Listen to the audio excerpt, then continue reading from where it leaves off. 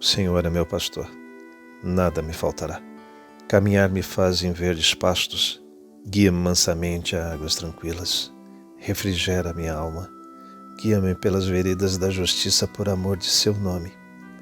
Ainda que eu caminhasse pelo vale das sombras da morte, eu não temeria mal algum, porque tu estás comigo. A tua vara e o teu cajado me consolam.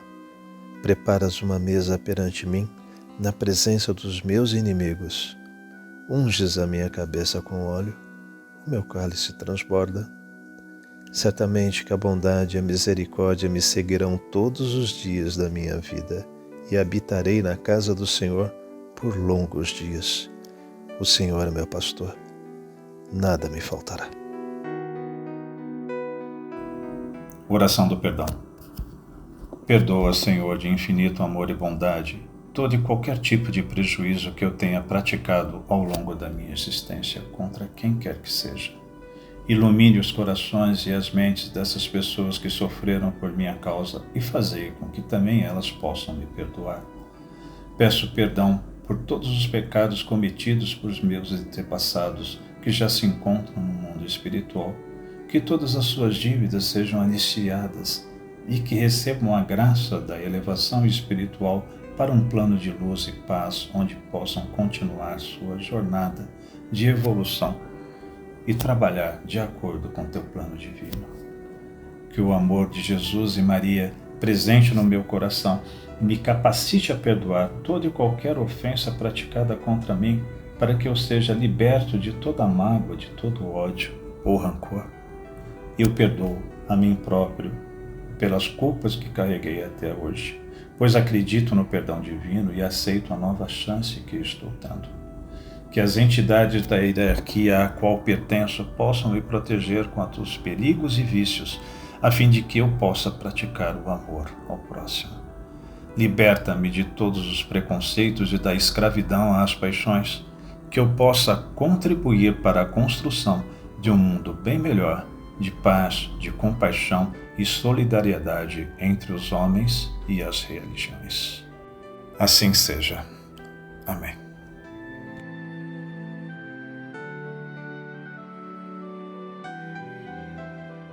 Pai nosso que estais nos céus, santificado seja o vosso nome. Venha a nós o vosso reino, seja feita a vossa vontade, assim na terra como no céu. O pão nosso de cada dia nos dai hoje. Perdoa-nos as nossas ofensas, assim como nós perdoamos a quem nos tem ofendido. E não nos deixeis cair em tentação, mas livrai-nos do mal. Amém. Ave Maria, cheia de graça, o Senhor é convosco. Bendita sois vós entre as mulheres, bendito é o fruto do vosso ventre, Jesus. Santa Maria, Mãe de Jesus, rogai por nós, os pecadores, agora e na hora de nossa morte. Amém.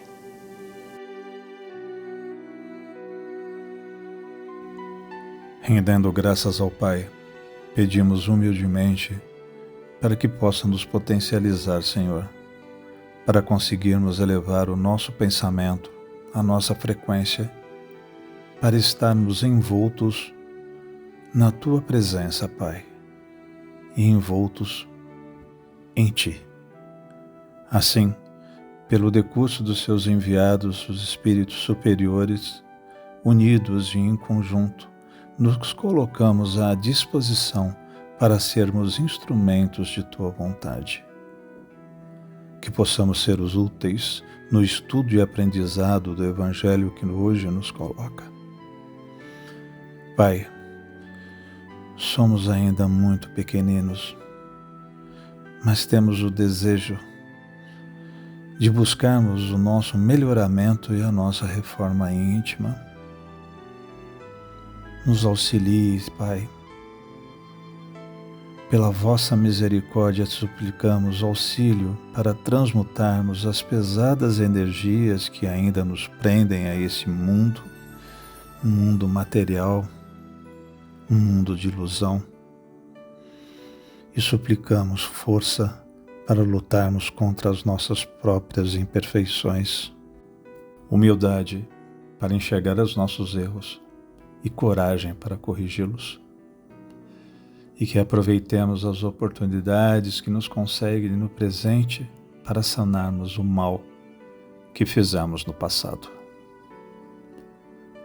Pela vossa bênção de nos ter possibilitado o exercício diário do reino dos céus em nós, de nos ter possibilitado o exercício da vida, do amor, dia a dia, queremos nos unificar a Ti, Pai, pois já está em nós, mas nós ainda não estamos em Ti. Assim, envoltos nesse estado de espírito, nós saudamos a Trindade Superior e pedimos permissão para saudar toda a força que decanta de Ti, Pai, que trabalha no amor e no desenvolvimento.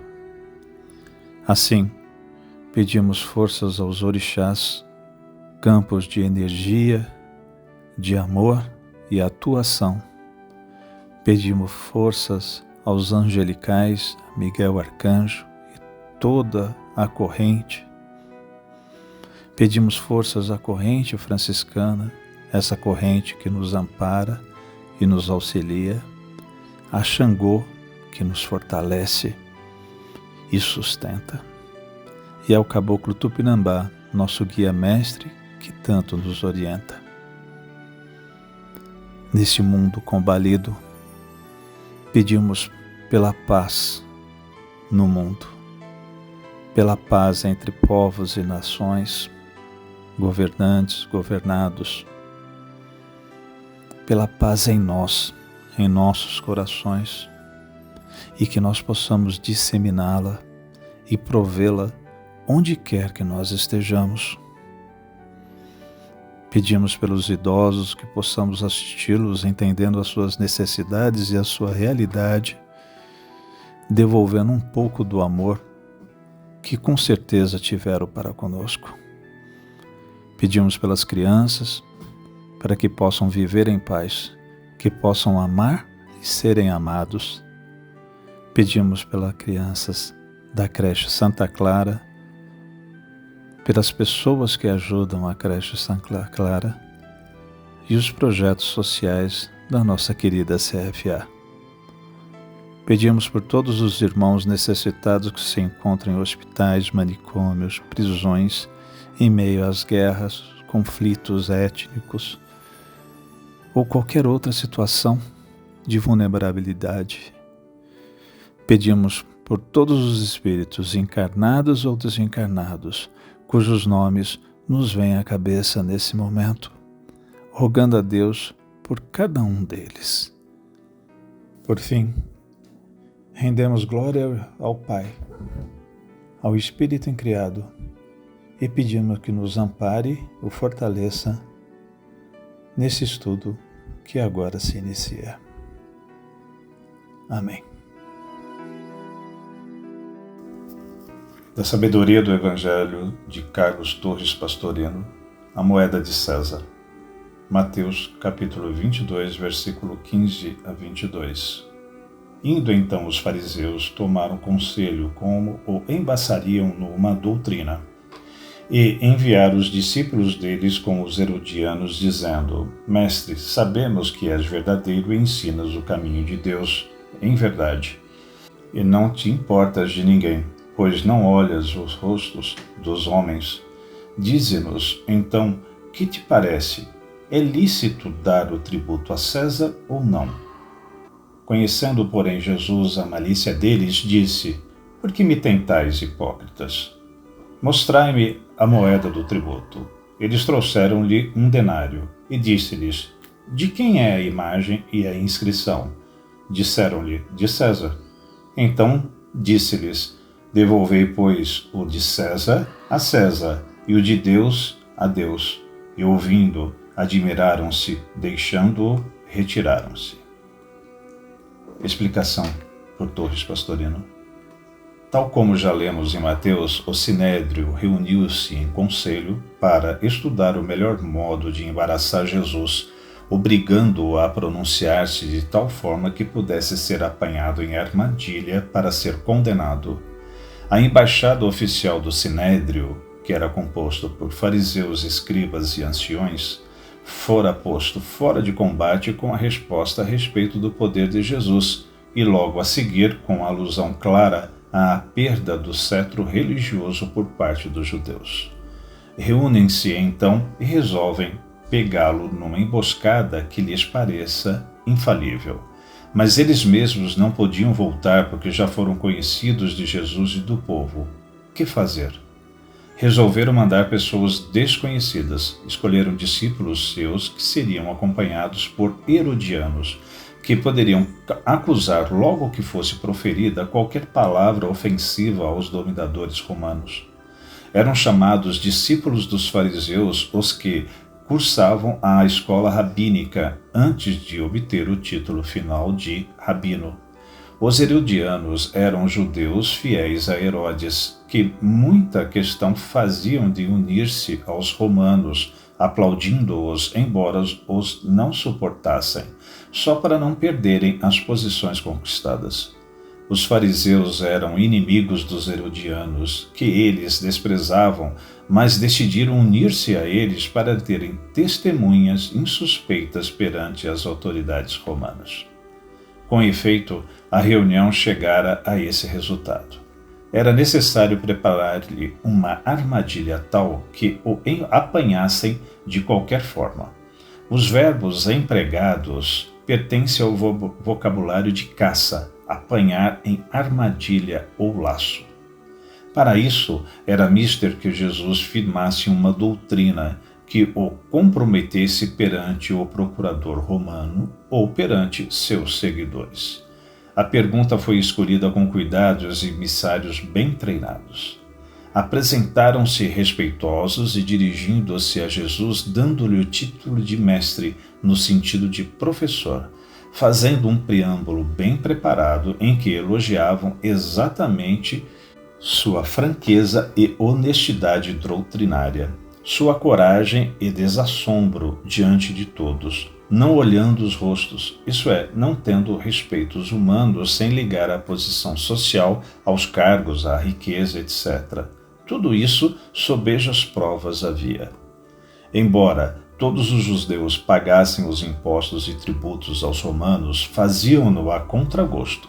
Judas, o Gaudalanita, já pregara abertamente contra os tributos exigidos por Quirineus, dizendo que isto constituía crime de lesa majestade contra a soberania única de Deus. Não deviam os judeus pagar tributos aos homens, mas apenas o templo tinha direito de cobrá-los, porque era a representação de Deus. A questão, portanto, foi sobre a licitude do pagamento do tributo, que eram obrigados a pagar, não havia dúvida, mas diante da consciência era lícito? Dizer sim incompatibilizaria Jesus com todos os judeus, que o desacreditariam como o Messias. Dizer não era a condenação certa como revoltoso contra Roma, e lá estavam os herodianos para testemunhar contra ele. A pergunta foi feita de forma a só poder ter duas respostas, sim ou não. Impossível escapar. É-nos lícito dar o tributo a César ou não? Damos ou não damos? Jesus percebe a malícia e o declara: por que me tentais, hipócritas? Começa então a preparar a resposta numa dialética perfeita. Pede uma prova concreta. Quer ver a moeda do tributo, e aqui se percebe a ironia. As regras do jogo exigiam que, mesmo se ele a tivesse conseguido, devia pedir que a prova fosse trazida pelos adversários. Trouxeram-na. Vem a segunda investida. Jesus estava farto de saber que a imagem da efígie era de César, assim como a inscrição. Mas ainda aqui era preciso que eles o dissessem.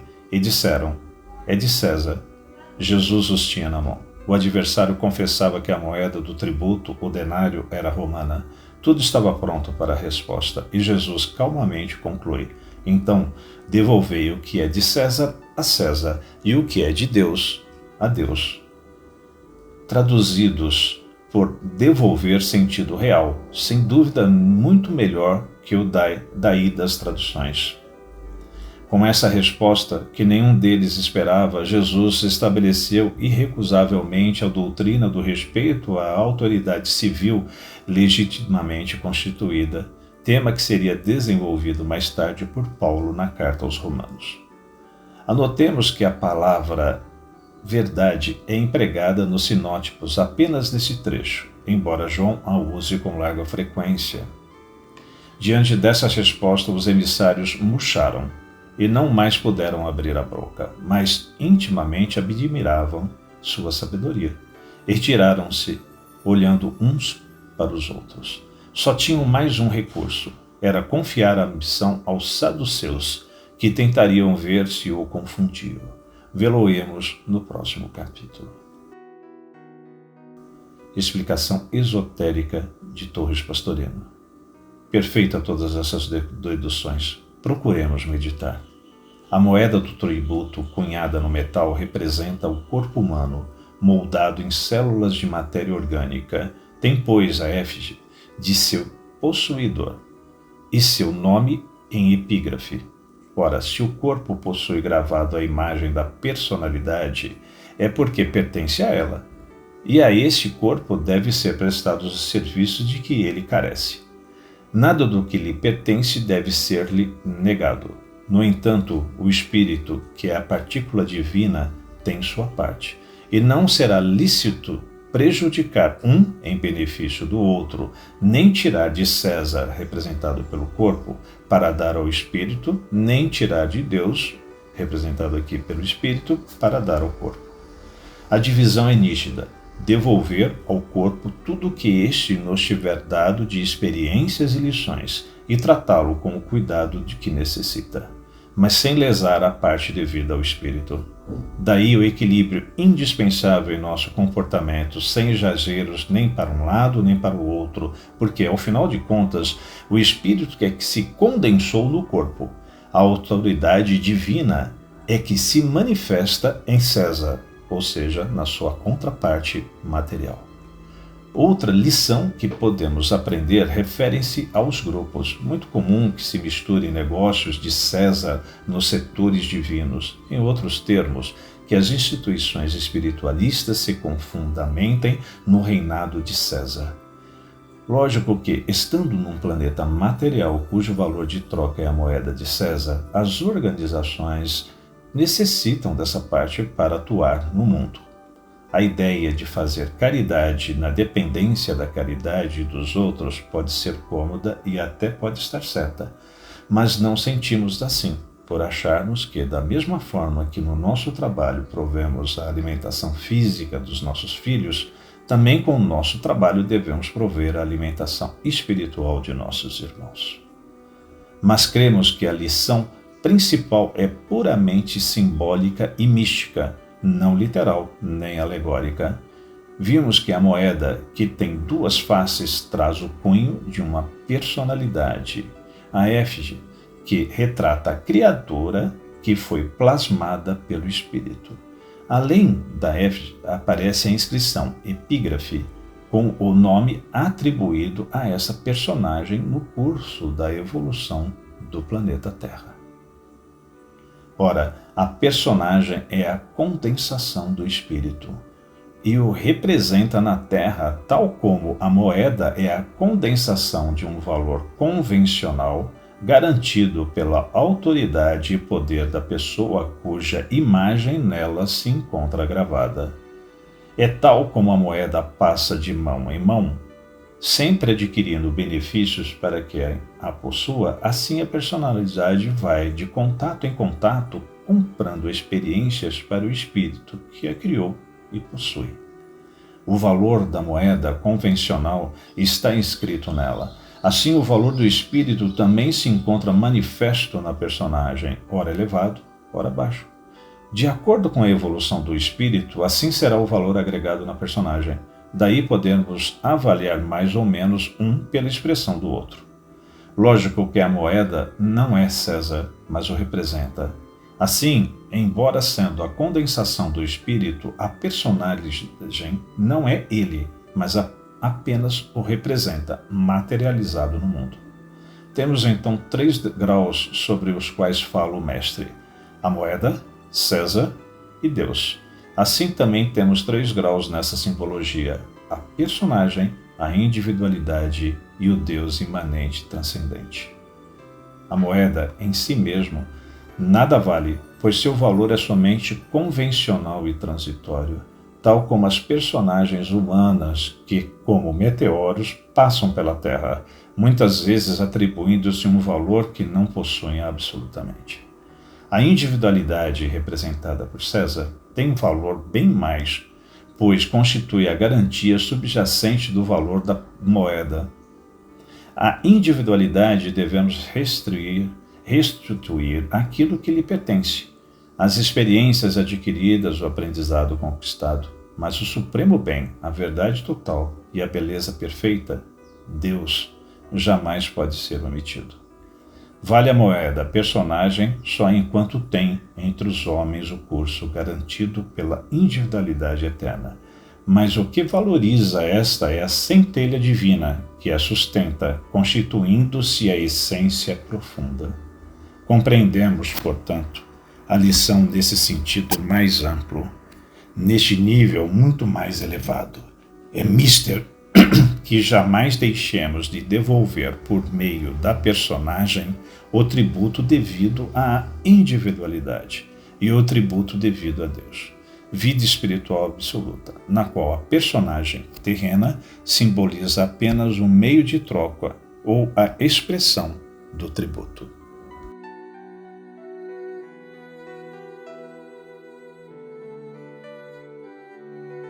Irmãos, no texto que acabamos de ler, vemos os representantes do poder religioso daquela época, que era constituído pelos fariseus, escribas e anciões, tentando apanhar Jesus em uma emboscada. Pois Jesus os incomodava tanto pela sabedoria do ensinamento religioso, quanto por demonstrar o quão podre era a sociedade e os interesses daqueles representantes religiosos. Sem falar que a popularidade de Jesus crescia dia a dia, portanto tudo isso era um perigo, era um risco para o interesse daqueles grupos de se manterem no poder e continuar a usufruir os benefícios que eles possuíam. Neste episódio que lemos, se juntam a esse grupo um grupo de poder executivo para jogarem Jesus contra os romanos, que na época eram os conquistadores e os governantes.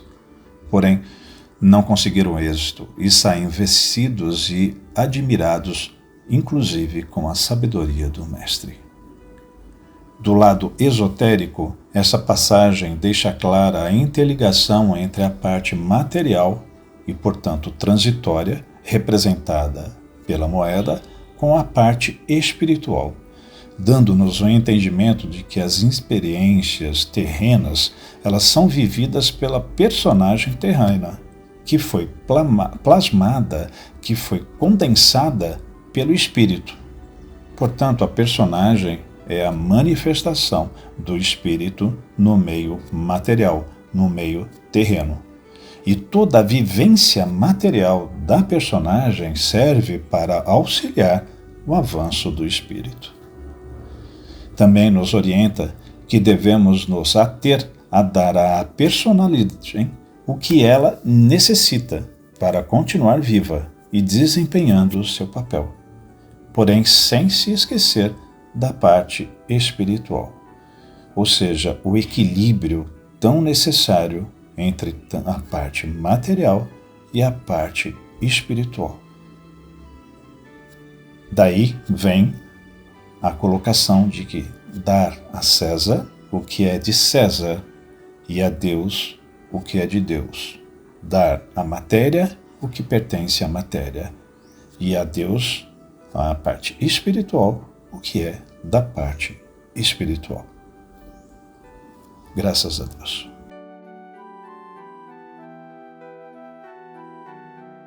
Senhor, fazei-me instrumento de vossa paz.